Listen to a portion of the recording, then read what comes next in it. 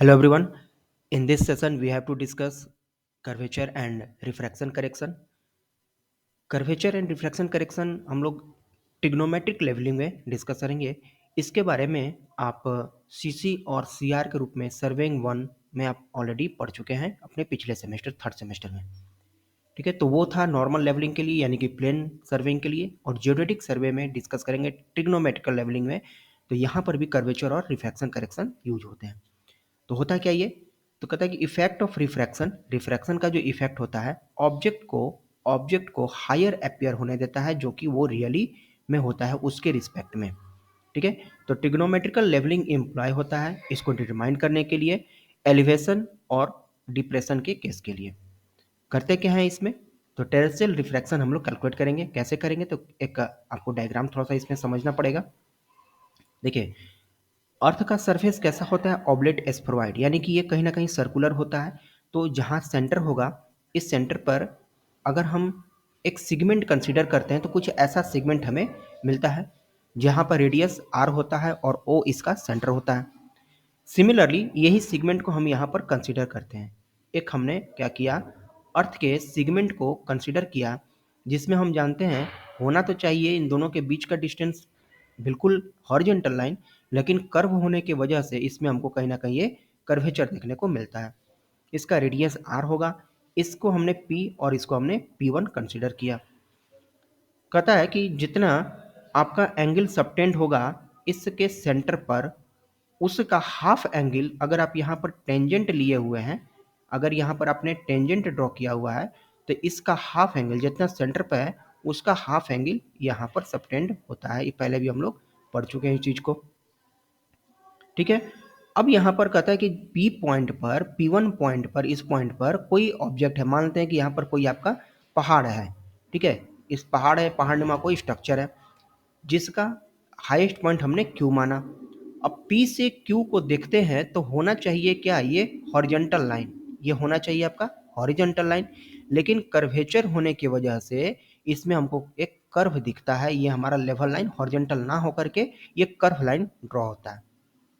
ठीक है, जिसका हाइट P1 से Q का जो हाइट होगा h मानते हैं, और P से P1 का जो डिस्टेंस होगा इसको हम लोग स्मॉल d कंसीडर करते हैं।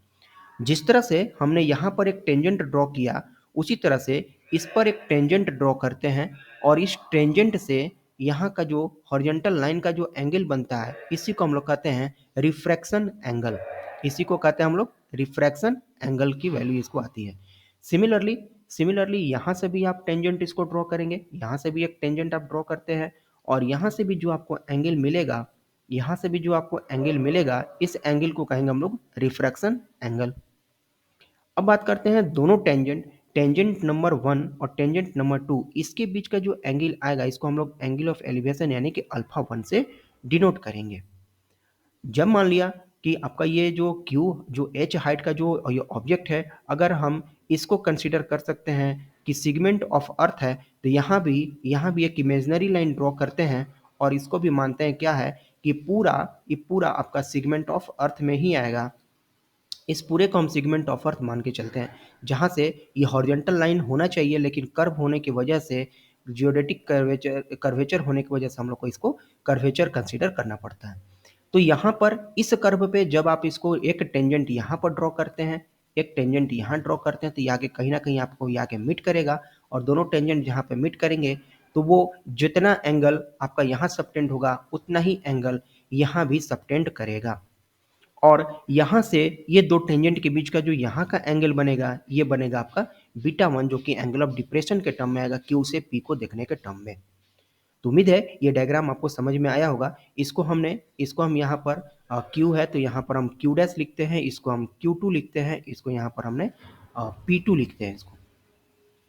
ठीक है, तो यहाँ से अब हमें बताइए कि रिफ्रैक्शन एंगल कौन सा होगा। तो रिफ्रैक्शन एंगल यहाँ पर R और R है, एंगल ऑफ एलिवेशन के यहाँ पर अल्फा 1 और यहाँ पर आपका ये बीटा 1 और ये R का दिखता है। ठीक है, तो यही डायग्राम आपको, इस डायग्राम को समझ लेंगे, इसी डायग्राम से सारा कैलकुलेशन आपको होना है। उम्मीद है इतना चीज़ आपको क्लियर हुई होंगी। तो हम एक फ्रेश डायग्राम लाते हैं और दिखाते हैं आपको कि इसमें क्या क्या वैल्यू को हमने कंसीडर किया हुआ है, उसका नोमेनक्लेचर क्या क्या है। Station P and Q located at very long distance. P और क्यू जो है यहाँ पर पी पे ऑलरेडी हम थोड़ोलेट लगाएंगे, इंस्ट्रूमेंट लगाएंगे, स्टेशन बनाएंगे। क्यू पर भी बनाएंगे क्योंकि एक दूसरा को ऑब्जर्व करना है, देखना है और एंगल का कैलकुलेट करना है। तो ये दोनों आपस में एक लॉन्ग डिस्टेंस पर होंगे।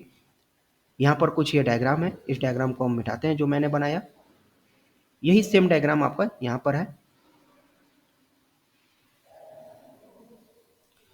इस डायग्राम में वो सारे वैल्यू आपको दिखेंगे जो अभी मैंने आपको डिस्कस किया कि किस तरह से आपको क्या चीज़ कंसीडर करना है। हाँ, कुछ इस तरह का बातें आएंगे जहाँ पर सबके अलग अलग वैल्यूज़ हैं। देखिए ये जो होगा ये लाइन ऑफ साइट होगा, क्यों? क्योंकि लाइन ऑफ साइट हमारा ये हॉरिजॉन्टल ना होकर के, बिल्कुल हॉरिजॉन्टल ना होकर कर्व लाइन होता है। कर्व लाइन क्यों होता है? ज्योडेटिक सर्वे में हम लोग अर्थ कर्वेचर को कंसीडर करते हैं उसमें। P P dash and Q Q dash tangent होगा ए और बी पॉइंट पर। देखिए ये आपका पी पी डैश, इस पॉइंट को ए मानिए, इस पॉइंट को आप बी मानिए। बी पॉइंट है उसका जहाँ पर पी और क्यू स्टेशन बनाए हुए हैं, तो पी पी डैश ये आपका क्या है? ये टेंजेंट है।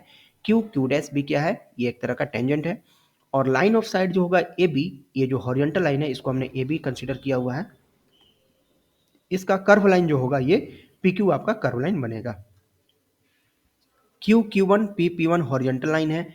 पी से पी वन यानी कि यह लाइन, ये जो लाइन है पी पी वन क्या है? हॉरिजॉन्टल लाइन है। इसको आप मिटा सकते हैं, यहाँ पर बी रहेगा। पी पी वन क्या है? देखिए पी पी वन एक क्या है? ये हॉरिजॉन्टल लाइन है। उसी तरह से क्यू क्यू वन भी क्या है? एक हॉरिजॉन्टल लाइन है, पॉइंट ए और बी पे या स्टेशन क्यू और पी पे कह सकते हैं। अल्फा वन और बीटा वन क्या है? Observed angle. अल्फा वन कहाँ का ऑब्जर्व्ड एंगल है? तो स्टेशन पी का ऑब्जर्व्ड एंगल है अल्फा वन, और स्टेशन बी का ऑब्जर्व्ड एंगल क्या है? अल्फा टू, यानी कि बीटा वन है यहाँ का। ठीक है, अल्फा टू भी इसको कहीं कहीं लिखते हैं, बीटा टू बीटा से लिख रहे हैं तो बीटा वन लिखेंगे, अल्फा में लिखेंगे तो अल्फा टू इसको कंसिडर करेंगे। आर जो होगा, आर क्या है? रिफ्रैक्शन, रिफ्रैक्शन करेक्शन है, यानी कि एक टेंजेंट से स्ट्रेट लाइन के बीच का जो डिस्टेंस होगा ये आपका रिफ्रैक्शन करेक्शन।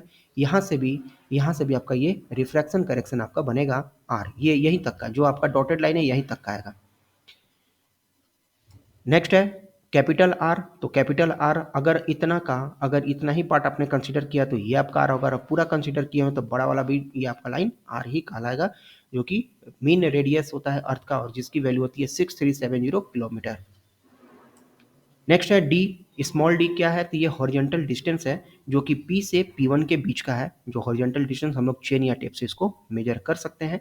और एच क्या है? यहाँ पर हाइट है, जो भी यहाँ पर आपका पी पॉइंट पर ऑब्जेक्ट है उसका हाइट है। थीटा एंगल सबटेंड है कहाँ पे? सेंटर पे। अगर यहाँ पर थीटा है तो ये आपका थीटा बाई टू आएगा। एक टेंजेंट से दूसरे के बीच का जो डिस्टेंस एंगल आएगा ये थीटा बाई टू के फॉर्म में आएगा। और m होगा क्या आपका? कॉफिशिएंट ऑफ रिफ्रैक्शन, जो कि रेशियो होता है, हम आगे हम डिस्कस करेंगे, आर बाई थीटा का ये रेशियो बनता है। ठीक है, तो इसके बारे में इतना कुछ डायग्राम के बारे में था। इस डायग्राम के बारे में समझे कि कहाँ पर क्या चीज़ है और किसका किस नाम से हम लोग डिनोट करेंगे। तो उम्मीद है इतना चीज़ आपको यहाँ पर क्लियर हुई होंगी। आगे डिस्कस करते हैं कि करेक्टेड एंगल ऑफ रिफ्रैक्शन होगा क्या। ठीक है, एंगल ऑफ रिफ्रैक्शन हमारे पास में करेक्टेड होगा क्या, इसके बारे में। द एंगल ऑफ एलिवेशन, देखिए एंगल ऑफ एलिवेशन किसको कहेंगे? हाँ, एंगल ऑफ एलिवेशन कहने का मतलब है कि अल्फा वन माइनस आर का होगा। कैसे अल्फा वन माइनस आर होगा? तो जैसे हमने यहाँ पर ये कर्वेचर कंसिडर किया था अर्थ का सेगमेंट, स्ट्रेट लाइन होने के बजाय हमें कर्व दिखता है, और यहाँ पर एक टेंजेंट हमने ड्रॉ किया था। इस टेंजेंट से इसकी एंगल उतनी ही हुई थी जितना आपका सेंटर है उसका हाफ यहाँ पर हुआ था। इस पॉइंट पर P1 पॉइंट पे आपको कोई ऑब्जेक्ट था जिसको हमने यहाँ से देखा था, तो स्ट्रेट लाइन होना चाहिए, लेकिन कर्वेचर होने के वजह से हमें ये कर्व हमें दिखा था। और यहाँ पर जो हमने टेंजेंट ड्रॉ किया था ये एंगल मिला था हमको क्या? Refraction angle. इतना तो आपको पता ही होगा। कहता है कि ये टोटल एंगल हमारा था जो ये ऑब्जर्व्ड एंगल था जो एलिवेशन के टर्म में था। तो करेक्ट एंगल ऑफ एलिवेशन क्या होगा? करेक्ट एंगल ऑफ एलिवेशन ये पार्ट आएगा, ये हमारा था अल्फा वन, और ये पार्ट कहेंगे हम करेक्ट एंगल ऑफ एलिवेशन। तो हम इस एंगल को कैसे निकालेंगे? टोटल है अल्फा वन और इस हाफ जो हमारे पास में थोड़ा सा पार्ट जो है उस वो है आर, तो इस वाले वैल्यू को निकाल सकते हैं टोटल में से इस आर को घटा के। तो टोटल में से आर को घटा दिए तो मिल गया हमको एंगल ऑफ एलिवेशन, जो कि हम पी से क्यू को देखते समय यूज करते हैं तब। सिमिलर केस आता है एंगल ऑफ डिप्रेशन के लिए। डिप्रेशन में कहता है कि यहाँ से भी आपने इसको देखा था, इस पर टेंजेंट ड्रॉ किए थे, तो यहाँ से भी वैल्यू जो आई थी, आपका एंगल ऑफ रिफ्रैक्शन हुआ था, और इसको हम पूरे को अर्थ कर्वेचर कंसीडर किए थे, तो यहाँ पर स्ट्रेट लाइन होना चाहिए, लेकिन कर्व होने की वजह से हमें ये कर्वेचर दिखता है। और इस पर जो आप टेंजेंट ड्रॉ किए आके कहीं सबटेंड किया, यहाँ थीटा एंगल बनाया था, और यहाँ से जो ये एंगल मिला था, ये आया था β1। तो यहाँ टोटल एंगल ऑफ डिप्रेशन जो बनता है, ये आपका यहाँ से यहाँ तक का बनता है। तो इसमें हमको यूज करना होगा β1 प्लस आर का। ठीक है, तो ये आपका हो गया एंगल ऑफ डिप्रेशन के लिए।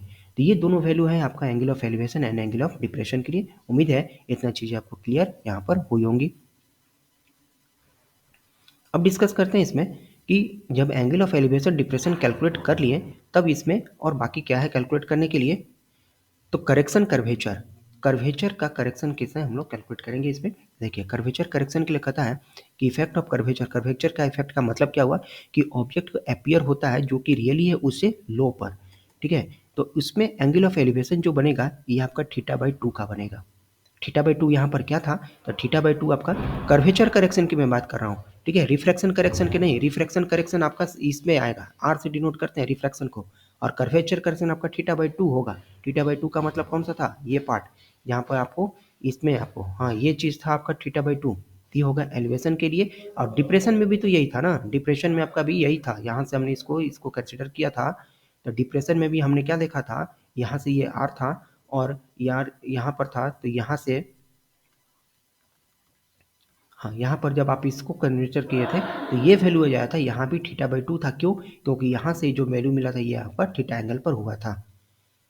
तो यहाँ से जब हम P से Q को देख रहे हैं, तब ये एलिवेशन है, और इस समय ये पॉजिटिव होगा। लेकिन जब Q से P को देखेंगे हम, तब ये डाउनवर्ड आएगा, और ये हमारा हो जाएगा डिप्रेशन का।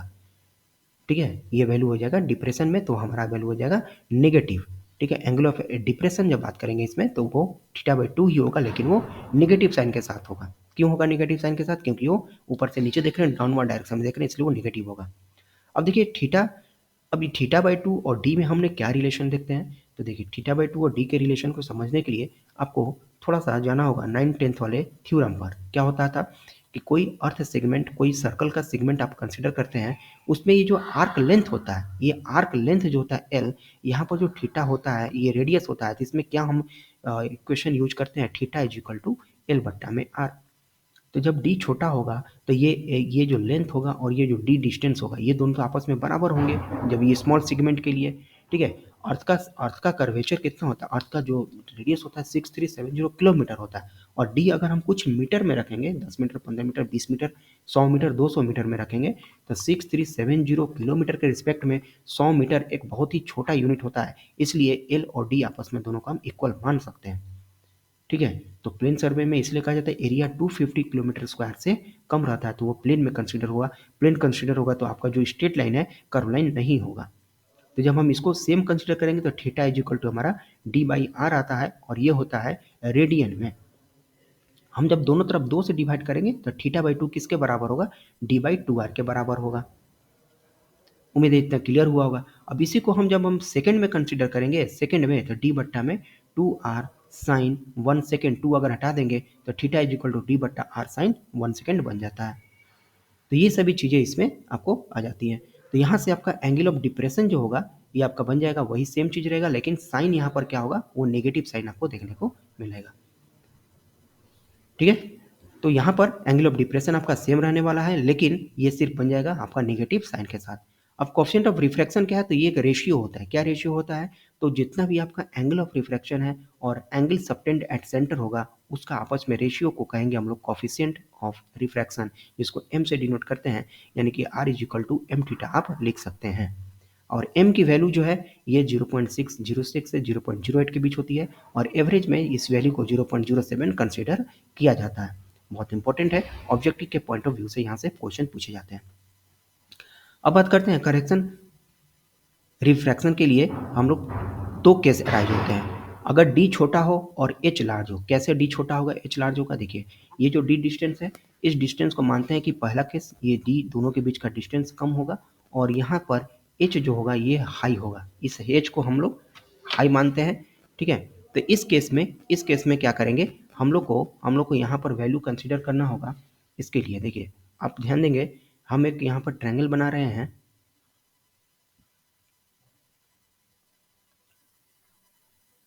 हाँ, ये एक हम ट्रायंगल यहाँ पर बनाएंगे, इस ट्रायंगल का।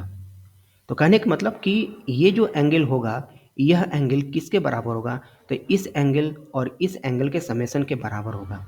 ये एंगल हमारा क्या दिख रहा है, तो बीटा 1 प्लस आर दिख रहा है, किसके बराबर होगा, तो ये एंगल किसके बराबर होगा, तो अल्फा 1 माइनस आर, और ये प्लस थीटा के बराबर होगा। यानी कि आर और आर मिल के हो जाएगा यहाँ पर 2r, और बीटा 1 इधर जाएगा तो थीटा हमारा पॉजिटिव में है, थीटा माइनस बीटा 1, और यहाँ पर आपका प्लस अल्फा 1 हो जाएगा। अगर कंसीडर करेंगे यहाँ से माइनस कॉमन करेंगे तो बीटा 1 माइनस अल्फा 1, ये थीटा हो जाएगा 2r के बराबर। तो r बराबर लिखेंगे 2, यहाँ डिवाइड में जाएगा तो theta by 2 minus beta 1 minus alpha 1 बन जाएगा डिवाइड में 2 का। तो यही चीज़ आपको यहाँ पर हमने लिखा हुआ है, r equal to theta by 2 minus beta 1 minus alpha 1 by 2 का। तो जब ये केस बना d छोटा है और h बड़ा है तब का। जब इसका ऑपोजिट केस बनाते हैं, इसमें r equal to m theta put करेंगे, r equal to m theta put करेंगे तो वैल्यू कुछ अलग होगा, 2r थीटा के बराबर में आ जाएगा। देखिए r equal to m theta put किए तो ये आपका इक्वेशन मिलके यहाँ पर आ जाता है। और यहाँ पर इस वैल्यू को आप कंसिडर करेंगे, वैल्यू को, तो ये वैल्यू आपको मिल जाएगा 2m थीटा बराबर इतना कुछ मिलेगा। कहने का मतलब कुछ इस तरह का, देखिए यहाँ पर सॉल्व कर देता हूँ। 2r के जगह पर m थीटा रखेंगे, यहाँ पर आ जाएगा theta minus beta 1 minus alpha 1, और बीटा 1 माइनस अल्फा 1 की जगह पे आपको m के रिस्पेक्ट में यहाँ से कॉमन करना पड़ेगा, तो आपको ये वैल्यू मिल सकता है। तो हम कह सकते हैं कि एंगल ऑफ जो डिप्रेशन होगा इस वैल्यू से सिर्फ डिफर हो सकता है। m यहाँ भी है और थीटा में यहाँ पर m मिलेंगे, तो m दोनों में से कॉमन किया गया है, यहाँ भी थीटा है, तो दोनों में से थीटा कॉमन है तो 1 माइनस 2m हो जाएगा। इसको थोड़ा सा कैलकुलेशन कर लीजिएगा, आप इंजीनियर इतना तो कर ही सकते हैं। यहाँ से ये वैल्यू कैसे आया। अगर इसका हम उल्टा केस जाते हैं, d बड़ा रखेंगे और h को छोटा रखेंगे, तो यही सेम केस बनेगा, लेकिन सिर्फ और सिर्फ अंतर इतना आएगा कि जो चीज़ें आपका नेगेटिव में थी उसको हमें पॉजिटिव करना होगा, क्योंकि एंगल ऑफ एलिवेशन तो आपका अल्फा 1 है और डिप्रेशन में ये चीज़ें आपके नेगेटिव हो जाती हैं, जो आपका यहाँ पर पॉजिटिव था, अगर पॉजिटिव है तो यहाँ पर नेगेटिव हो जाएगा। मतलब कुछ इस तरह का, पहले नेगेटिव था पहले वाले में, तब इसको हम लोग पॉजिटिव कर देंगे, बाकी सब कुछ सेम रहेगा। क्योंकि आप इतना याद रखिए कि एलिवेशन में जाएंगे तो पॉजिटिव यूज करना है, डिप्रेशन में आएंगे तो हमें नेगेटिव यूज करना होगा। तो ये चीज़ें थी आपका करेक्शन और रिफ्रैक्शन करेक्शन से। और एक चीज़ें और इसमें आती हैं, कंबाइंड करेक्शन। तो कंबाइंड करेक्शन के टर्म्स में आप इतना याद रखिए कि कंबाइंड करेक्शन हम लोग किसका करते हैं, तो कंबाइंड करेक्शन आता है डी बट्टा में 2r का एंड जो आपका थीटा है उसकी वैल्यू का, इन दोनों को आपस में हम लोग करते हैं तो ये कंबाइंड करेक्शन कहलाता है। तो आज के क्लास में इतना ही रखते हैं, नेक्स्ट क्लास में डिस्कस करते हैं रिमेनिंग टॉपिक्स को। Thank you.